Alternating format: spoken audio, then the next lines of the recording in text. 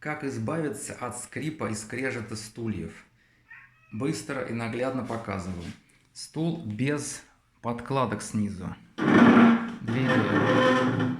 Скрипит ужасно. Плюс грохает.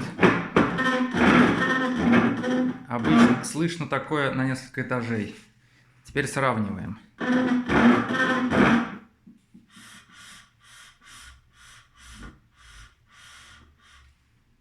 Теперь грохаем.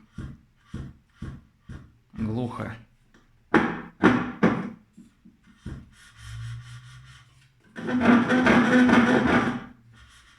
Значит, все, что было нужно для этого, это вниз наклеить фетровые накладки. Продаются они во всех магазинах. Стоят они дешево. Городить свой огород из всяких там поролона, каких-то губок, линолеума. Все это полная фигня. Линолеум при том на кусочки будет еще сильнее скрипеть. Самое лучшее это фетровые. Продаются они наборами обычно.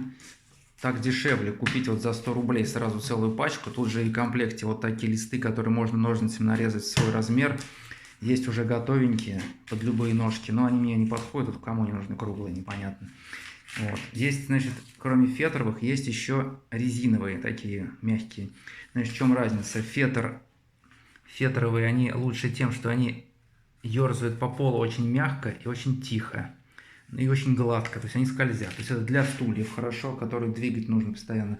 А вот резиновые, они лучше для стола, которые не нужно двигать, потому что они прилипают как бы к полу, и они гораздо хуже скользят. Вот. Тоже мягкие.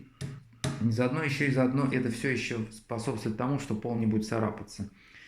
Вот. Главное, что это очень удобно. Можно, конечно, купить по отдельности, можно листочками самим вырезать. Я вот купил набор, и вот эти вот квадратные мне как раз вот идеально подошли на стул. Я их приклеил, и получилось, что стулья перестали скрипеть, стали очень мягко двигаться. Заодно еще и выровнялись мелкие неровности пола или неровности самих ножек. И стул перестал качаться, он стал жестко, мягко стоять. В общем, всем советую обязательно на ножки стульев и столов обязательно наклеивать самоклеющиеся эти штуки. Но перед тем, как это делать, конечно, придется это все перевернуть. И вот эти вот ножки, вот они. Вот, их желательно, конечно, зашлифовать сначала от всякой грязи старой. Вот, конечно, сначала надо шлифануть, чуть-чуть счистить основную эту грязь. Вот. И потом уже наклеивать самоклеющиеся штуки.